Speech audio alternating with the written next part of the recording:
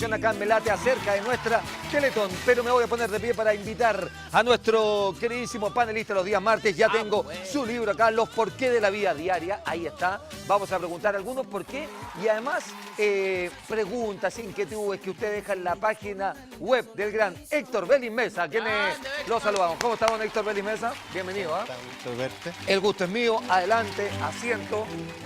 Desde ya usted puede empezar a interactuar con nosotros a través de la página web www.hectorvelizmesa.com. ¿Así es? Así es. Muy bien. ¿Cómo le ha ido?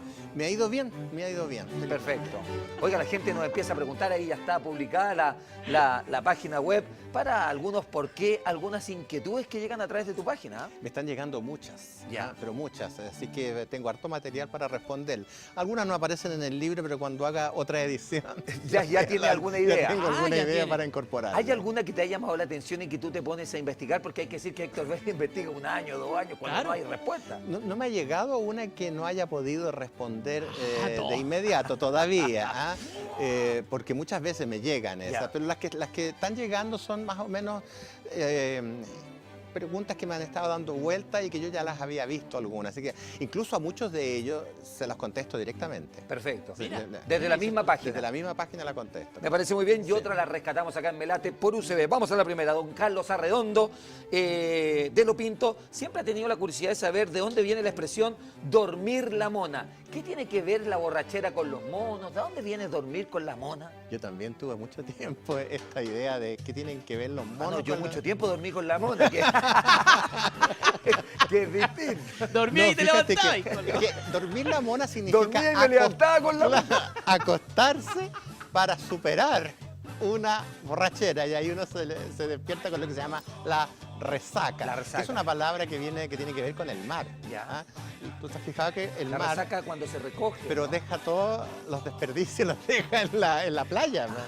Ah, es lo que bota la ola. Lo que bota la Bueno, ola. pero ¿qué es lo que pasa? Que algunos domadores de principios del siglo XX descubrieron que los monos se ponían más divertidos en los circos cuando ellos tenían que salir a alguna función si les daban un poco de alcohol. Ah. Y particularmente descubrieron que les gustaban algunos licores como el ron. Ya. Entonces a los monos, antes de salir, particularmente las monas, Ya. las hembras, les daban un trago de ron.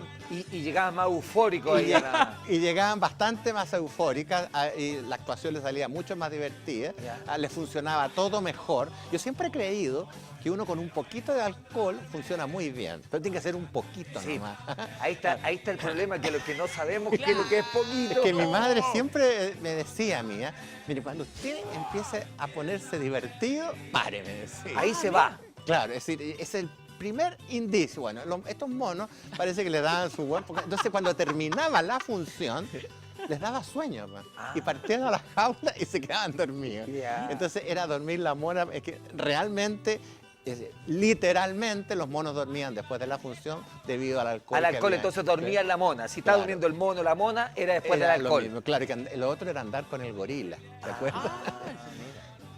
¿Te has Yo fijado andaba cómo- con monga nomás, nada. ¿Te has fijado cómo caminan los gorilas? Es verdad, po. Claro, entonces es como si tú fueras abrazado al gorila. Claro. Entonces este anda con el gorila, porque da la impresión de que cuando uno camina... Medio zigzagueando. claro, entonces fuera abrazado al gorila. Ya, Por eso perfecto. este anda con el gorila. Maravilloso. Son las preguntas que usted está generando a través de www.hectorvelizmesa.com. Vamos a tener interacción. También el Juaco tiene algunas preguntas, pero esta está muy, muy buena. Mira, atención, Juaco Lee. Mire, don Patricio Mena, le gustaría saber, cuando a alguien le va mal, ¿por qué se dice me fue como el forro? ¿De dónde viene me fue como el forro? Hay varias interpretaciones acá. Claro. Sí, pero una es la verdadera. Ya.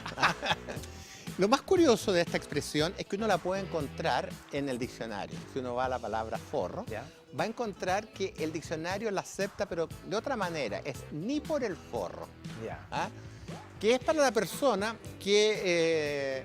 y tiene dos interpretaciones. Una es la que le damos nosotros, que me fue como el forro, es que me fue muy mal. Y el diccionario dice que a uno le va como el forro cuando se presenta a un lugar y no sabe. Particularmente se refiere a los estudiantes que van a una prueba, y cuando les va como el forro es porque no sabían nada. ¿Ya? Y eso hace alusión a que esos estudiantes ni siquiera conocían el forro del libro Ah. que tenían que estudiar. Es Ya. decir, ni siquiera cuando le preguntaban algo y no tenían ninguna idea, es decir, ni siquiera conocían el forro, que era lo más... El forro del libro del cuaderno. Lo mínimo, Claro. claro. Se referían al forro del cuaderno, porque yo la persona me da la impresión que están pensando en otros forros, que no me voy a entrar en detalle. Claro, por eso yo decía no que voy tienen a hacer nada que ver nada los que ver otros con eso. forros.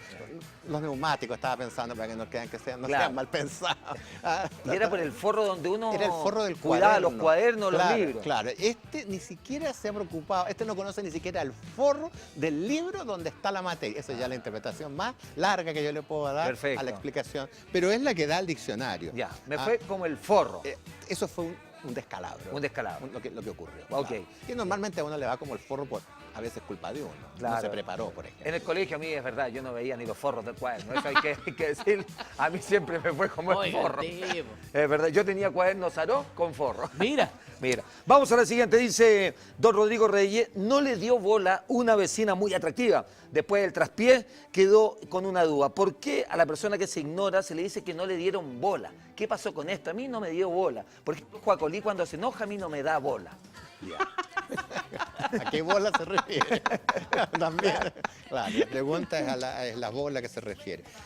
En el pasado, no sé si ocurre actualmente, yo ya por los años ya he perdido eso, pero yo cuando estaba en el colegio, muchas veces mis compañeros se iban a los pool a jugar pool o billar. Billar, claro. ¿Ah? Habían unos particularmente en la calle Ahumada, donde estaban los cines City y York. Uno Los baja. bajos York se Tenía llamaban. que bajar harto. Claro. Y ahí estaban estos lugares que además uno entraba, estaban llenos de humo. Cigarro, luces medias Y blancas, claro, así, un medio antro. tenebroso, era un antro. Era un eso. antro. Y allá partían, yo estudiaba en el Instituto Nacional que estaba al frente, por ahí Ah. cerca, así que había que cruzar la Alameda nomás y partir para allá. Cuando uno se podía estacionar en En Ahumada, Ahumada. claro, uno podía llegar a estacionarse en la puerta ahí. Bueno, en esas oportunidades, algunos de estos estudiantes, particularmente los principiantes, no sabían manejar bien los tacos. ¿Ya? No sé si han visto ustedes que cuando el que no sabe jugar pool o billar puede incluso romper el paño. El paño de la Ya. mesa. Entonces cuando llegaba alguno de estos inexpertos, el encargado decía, a este no le den bola. Ah, Y no mira lo qué dejaba buena. jugar. Entonces, de ahí el no dar bola, ¿qué significa? Es que no te cotizan, Que no no te te toman en pescan, cuenta, te claro. ignoran. Claro. Eso es lo que hoy día se entiende. Entonces, a estos que no sabían usar bien el taco, se les ignoraba y no se les daban bolas. Para que pudiera jugar. Que no le den bola, mira. Entonces, y así es como van naciendo estas expresiones. Oye, espectacular esto de Muy los bueno. bajos York, me gustó esa explicación acerca del billar, del pool. Nos vamos a la siguiente. ¿Es cierto que la palabra congreso es sinónimo de relación sexual, mi querido Héctor? Esto lo pregunta también un telespectador. Claro, que prefirió no dar Que prefirió mantenerse en el anonimato. por la pregunta. Mira, bien curioso, ¿ah? Pero yo los invito, por último, si no me creen, a ver en el diccionario qué significa la palabra congreso. Y van a descubrir que la última acepción significa relación sexual. Ahora, ¿qué diantre tiene que ver el congreso Eso con una relación sexual? Que, mira, en el pasado, yo creo que estamos hablando del siglo XVI más o menos, XV, XVI, aquellos maridos que eran impotentes. Y tú sabes que la impotencia es una causal de nulidad de matrimonio. Ya. Ha sido no sé si actualmente eso se mantiene, pero históricamente la impotencia ha sido causal de nulidad. Entonces cuando la esposa lo acusaba de impotencia y pedía la nulidad, porque estamos pensando en una época que era muy importante tener hijos, ¿ah? Obvio. Y el marido se negaba a reconocer su impotencia y siempre le echaba Debe la haber- culpa a ella. Claro, debe haber sido tremendamente Claro. mal marido. Hasta el día de hoy debe ser tremendo. Claro. Entonces, ¿qué es lo que pasaba? Que ella lo podía acusar. ¿Ah? Entonces, si se aceptaba esta acusación, el marido tenía que demostrar que no era impotente. Ya. En ese tiempo no existían los exámenes que existen hoy para día. determinar si el semen de ellos puede o no fertilizar. Simplemente les interesaba otra cosa, que podía hacerlo. ¿Ah? Entonces lo citaban a un lugar donde había jueces, había médicos, había autoridades, más o menos 20 o 30 personas. Y el señor delante de esas 30 personas tenía que tener una relación sexual. No. Claro. Y ahí todos ¿qué? observando. Adelante de todo De ello. claro. Entonces, bueno, Incluso dicen que los que eran potentes, cuando miraban todo esto, dejaban de ser potentes. Era muy difícil mantener una relación sexual con todo ese público. Encima, imagínate. No sé si yo les recomiendo una serie de televisión que es muy atractiva que se llama Los Borgia. Ya. Y Lucrecia Borgia, cuando se quiere separar de su esposo, va donde el Papa, que es su padre, y le pide, y el Papa ordena que se haga esta prueba. Y llevan al marido, entonces se contrataba una prostituta. Para que ella... y también siendo observado. Y toda la iglesia ahí, pues. ahí Es decir, el viéndolo. cónclave de cardenales mirando si podía o no podía. Claro que en ese tiempo todos los cardenales tenían no una señora, sino que tenían varias. Ya. Y el Papa tenía hijos. En el siglo XVI. Alejandro VI es del 1500. Es el padre de Lucrecia Borgia y de César Borgia y de Juan Borgia, el duque de Gandhi.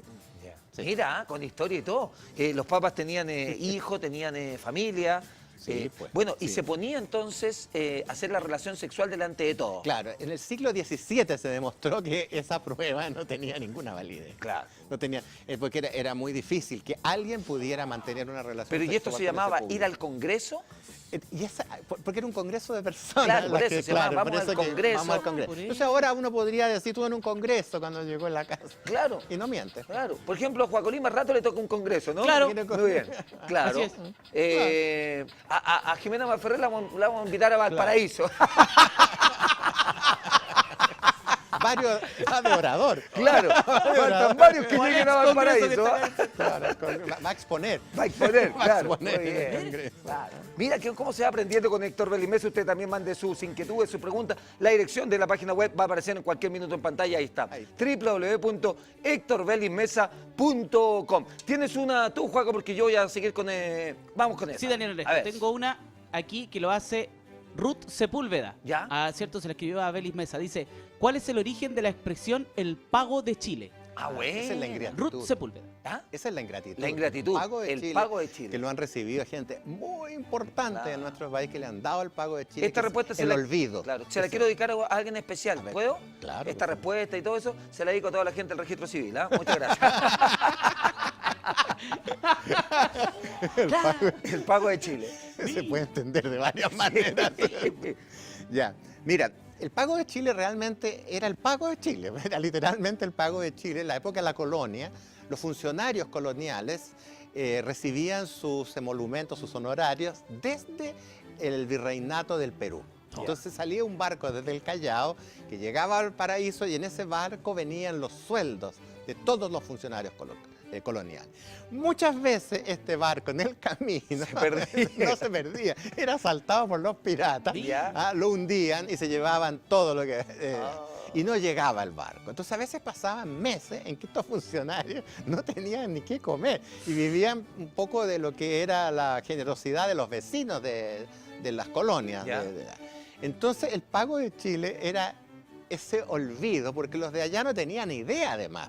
Claro. Los que estaban en Lima, que el barco no había llegado. Se enteraban meses después que el barco no había llegado y había que mandar de nuevo los sueldos atrasados. Entonces, por eso es que el pago de Chile se convirtió en el olvido de una persona que ha dado mucho por el país.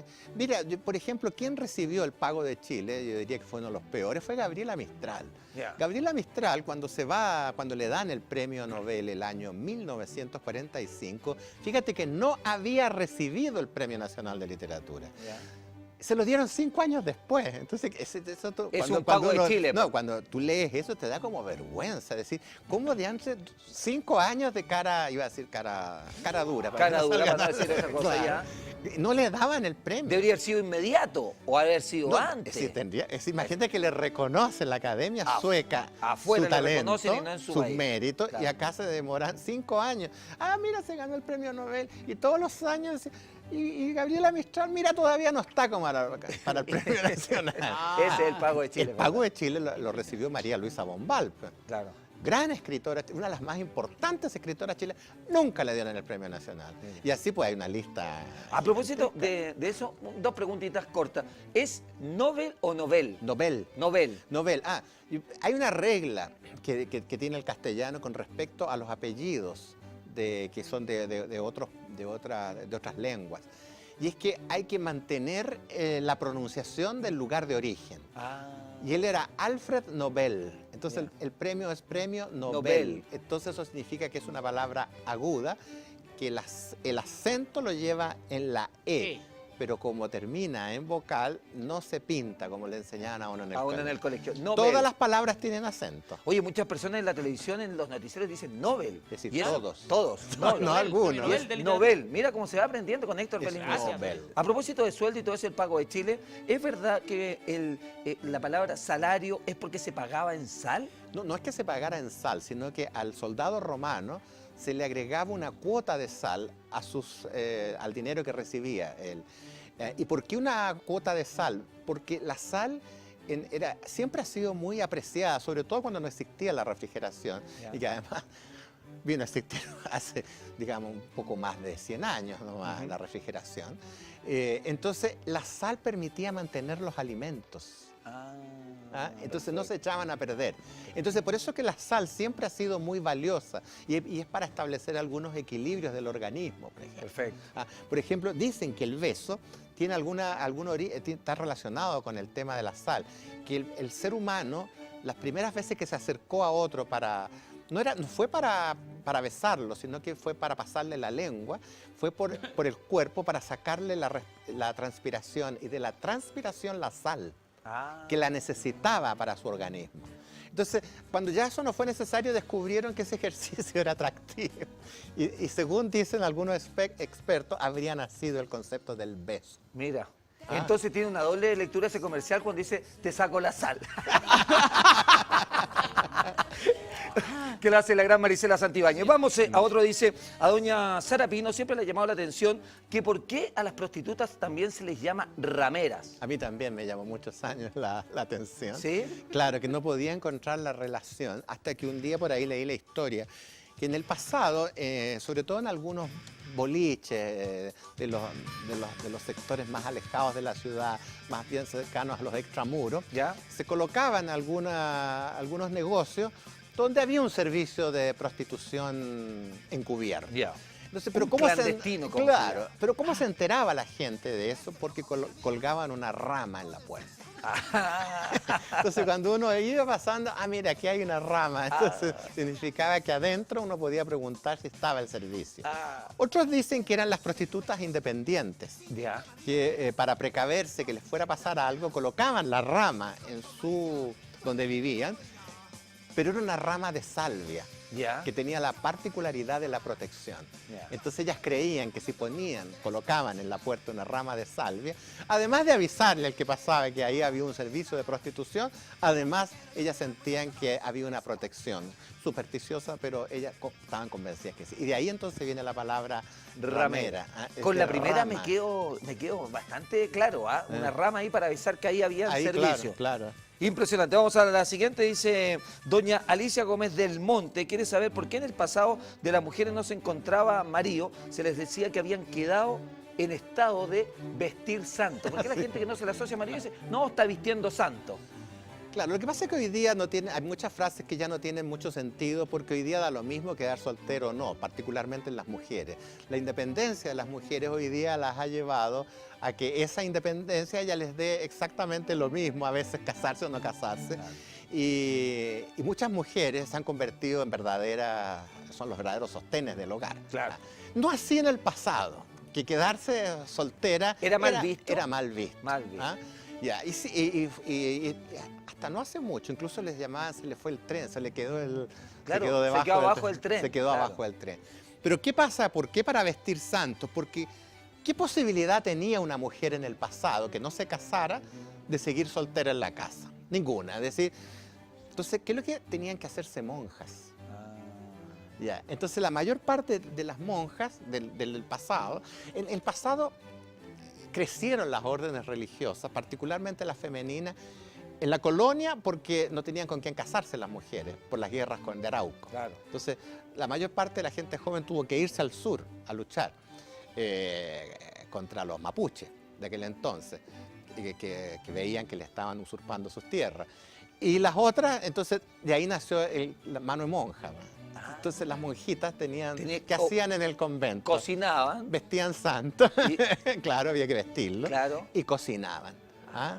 Claro. Y ahí viene Y ahí mano también monja. viene el desvestir un santo para vestir otro. Cuando el convento era un poco pobre, entonces había que sacar en procesión un santo, miraban a los otros y le sacaban la ropa a los Le sacaban la mejores a la otra santos, para poder, y sí. vestían bien un santo y salían con él en procesión, después volvían. Ah, perfecto. Y volvían a vestir el santo. Eso lo hacían mujeres. Ya. Pero principalmente su función es mantener. Si no se la ropa. casaba, vestía santo. Se iba porque para se vestir. hacía Entonces, monjita. claro, cuando alguien en vez de decirle, mira, esta solterona, decía, no, se quedó para vestir santo. Exacto. Era un eufemismo. Era probable que se fuera a ser monja, ¿no es cierto? Es que, claro, es que no tenían mayores. Es decir, imagínate que ser profesional en esa época era Impensable. impensable. Sostener una casa, Claro, si la menos. doctora Eloísa Díaz, me parece que es el apellido de la primera médica, la mamá la tenía que acompañar a la universidad. Yo me acuerdo cuando leí su historia, la mamá iba con ella. Pero digo, ¿cómo la mamá no se podría recibir Se a la podría mamá? recibir a la mamá también, Que po. estaba al lado, la llevaba a la universidad. A todas las clases. A las Impresionante. clases, claro. Vamos a la otra pregunta, mi querido Juaco. Tienes otra ahí tú que vienen llegando a www.hectorbelismesa.com. Está en pantalla la dirección. Sí, señor. Pregunta don Raúl Bravo. ¿Por qué a los estudiosos se les dice Mateos? Ah, mira. qué qué Mateo? buena. Sí, esa me gustó. La busqué en el diccionario y curiosamente aparece en el diccionario Mateo. Mateo. Que es la persona que estudia y que estudia con ahínco, que se preocupa mucho. Ese es el Mateo. Pero ¿por qué Mateo? Claro. Como les digo, esa acepción la tiene el diccionario. Pero viene de mate.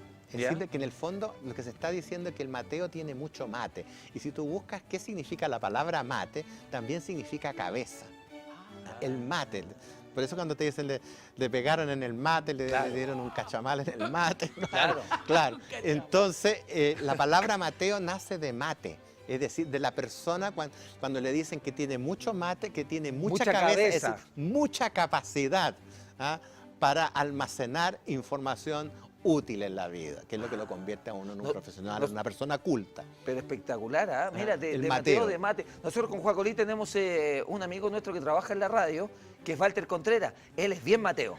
Es Tiene- bien Mateo. tiene harto Sí, mate. es bien inteligente. Es bien inteligente, tiene harto mate. Un saludo para Walter Contreras, que siempre nos ve todas las noches ahí en el Melate de UCB. Esta la voy a leer tal cual. Atención. A ver. Dice, ¿por qué a los aduladores profesionales y que siempre andan haciendo referencia a los superiores se les califica despectivamente de coleteros? ¿Chupa media? Oye, coletero El es coletero como es el chupamedia. chupamedia. Sí, claro. Claro. Bueno, en todo caso, todas las palabras que empiezan con chupa son para decir algo malo. Ah, ya. Sí, todos los que, hay muchas palabras. Hay muchas. Claro. Chupa, El chupacabra. chupacirio, el chupacabra, chupalámpara. y otras más Y otras no que las- tienen no. que ver con los coleteros. Claro. Bueno, lo más curioso es que el coletero es el que vende coletos. Entonces hay que ver qué es lo que son los coletos. Y antiguamente era la ropa rudimentaria de cuero. Eso eran los coleteros. Ya. Luego era el que vendía o hacía coletos. Ya. Y los coletos o la coleta es la mujer que lleva moño. Incluso el hombre ahora usa creo que le llaman colet. Colet, Claro. los Pero, elásticos para poder pero amarrarse. la palabra en castellano es coleto. Coleto. mira. La pusieron como es más elegante. Más decir, elegante, en colet collets, se pero llama, es coleto. ya. Ya. Hasta que de repente apareció como el hombre que en una oficina anda detrás del jefe para preguntarle si se le ofrece algo, para halagarlo, para servirlo. Por lo tanto, la palabra coletero, espinita. el espinita, en ese caso viene de andar a la cola. Es el que anda a la cola del jefe, el coletero. El coletero. El que no se despega del jefe para ver si necesita algo y pensando que en el futuro todo ese servilismo podría convertirlo también, ayudarlo para ascender en su trabajo. En algo personal. digamos. Claro, claro. Ahí viene coletero. Sigamos con la siguiente, Juaco. Vamos a la siguiente y atención. Dice, por casualidad no tendrás por ahí en algún rincón de tu memoria que está tan usada esta palabra la última semana, lo hemos visto en las noticias, en los programas de televisión. Queremos saber cuál es el origen de la palabra colusión. Mira, parece que históricamente el hombre, el ser humano, ha tendido a coludirse. porque yo estuve buscando el tema de los orígenes de la colusión y de la palabra colusión, que viene de una voz latina que significa fraude concertado. Es un fraude en primer lugar, pero que necesita de varios participantes para que este se pueda llevar adelante. Y esta viene de los romanos, son los primeros que usan este sistema y por una razón, son los soldados romanos. Los soldados romanos normalmente cuando salían en campaña quedaban 3 o 4, eran como unas carpas donde ellos vivían. Esa cercanía que tenían estos soldados les permitía estrechar la amistad y ponerse de acuerdo. Y ponerse de acuerdo. Entonces muchas veces los jefes se daban cuenta de las cosas que pasaban, pero hacían lo que se llama la vista gorda. Tan antigua como eso es que el hombre siempre ha buscado coludirse, pero para perjudicar a otras personas. A mí eso me llevó hacia este año a publicar este libro que te lo traigo de regalo, que se llama La política, el arte de prometer lo que no se puede cumplir. Claro. Y aquí aparecen todas aquellas promesas que alguna vez han hecho. Espectacular. Y ahí aquí está política, este está a la venta, ¿no es cierto? Ese sí. Sí, política, el arte de prometer lo que no se puede cumplir. Claro. Mira lo que dice atrás, la primera frase. Los políticos son siempre lo mismo. Prometen construir un puente aunque no haya río. Exactamente. Prometen cualquier cosa. Nomás. Entonces la colusión, que ahora yo he visto y he leído todo lo que ha aparecido sobre el tema de la colusión, tiene mucho que ver con esto.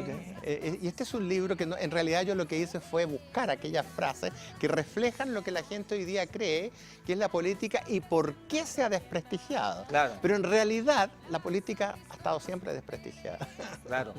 Pero ahora me da la impresión que por lo menos en nuestro país un poquitito más. Bastante, no sé si un poquitito. Bastante más. Pero qué bonito, política, el arte de prometer lo que no se puede cumplir. Vienen bastantes frases que tienen que ver con la política, con cosas que se han dicho y no se cumplen. Así es. Muy bien, espectacular. Vamos a ir a una de Juaco Lee. ¿Tienes otra, Juaco? Claro, están llegando aquí a la página de don Héctor. Mira, me tocó bailar con la fea. ¿Cuál es el origen de me tocó bailar con la fea? Y justo mira ya. Claro, uno baila con la fea cuando, por ejemplo, en una asignación de funciones, de repente a uno le toca una que no es muy agradable. Y bueno, dice, me tocó por esta oportunidad bailar con la fea. ¿Ya? ¿Y de dónde viene esto? Bueno, en el pasado, cuando yo iba a fiestas, me acuerdo que había que cumplir algunos ritos que eran muy importantes. Normalmente las fiestas eran en las casas y eran fiestas familiares. Entonces a uno, la mamá de uno le enseñaba que cuando empezaba el baile, ninguna señora podía quedarse sentada.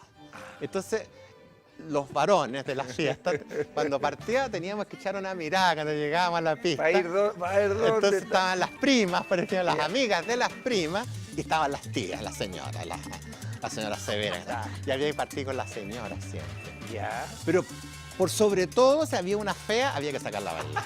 ¿En serio? Es decir, no podíamos hacer sentir a una persona que era fea, que era discriminada por algo. No era por fea, no le íbamos a decir, claro, a ti no te saco a bailar por fea. No se podía decir. Entonces uno se iba turnando. Y la fea bailaba toda la noche. Porque todos los hombres tenían que... Y de repente te toca bailar. Con la fea.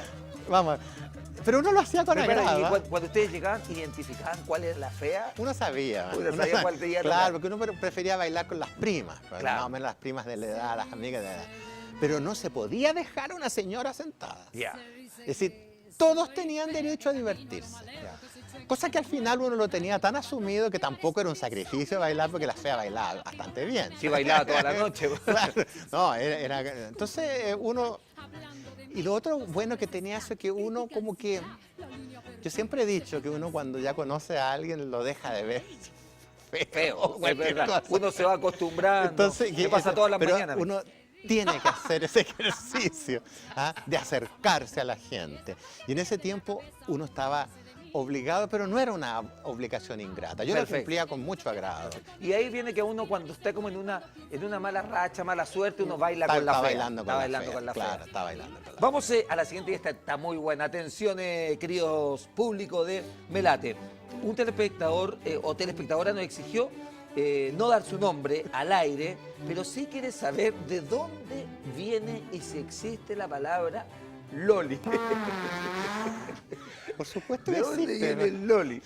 Claro, significa pirulí. Ah, mira. Pero no se rían con anticipación. estamos. Esperen que yo conteste. El pirulí. ¿Y qué es lo que es un pirulí? Un caramelo y un helado. Yo creo que cuando nació el Loli, yo existía. Y me acuerdo perfectamente que fue cuando una empresa, que creo que se llama Savory, sacó un helado que se llama Lollipops. Claro.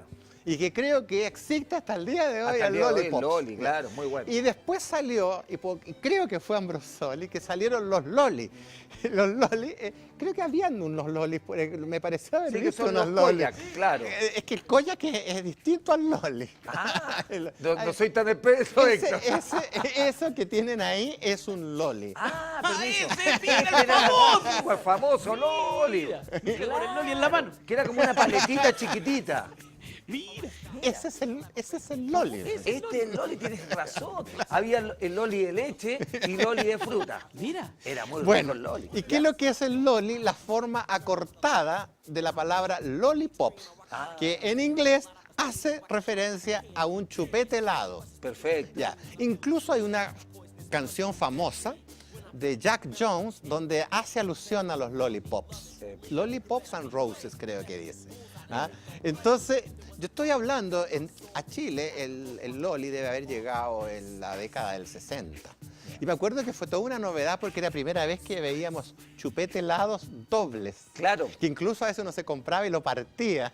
Claro, lo compartía. Entonces uno se llevaba. Era el primer helado con dos palitos. Con- Ahí está y la tenía canción, dos Lore. palitos. Claro, dos Ese es el, por eso que ya, ahora un desatinado de aquel entonces se le ocurrió usar ese nombre para referirse al miembro viril humano. Claro. Claro, entonces de ahí en adelante, antes de preguntarle a alguien si le gusta el Loli, que se refiere a eso, Claro.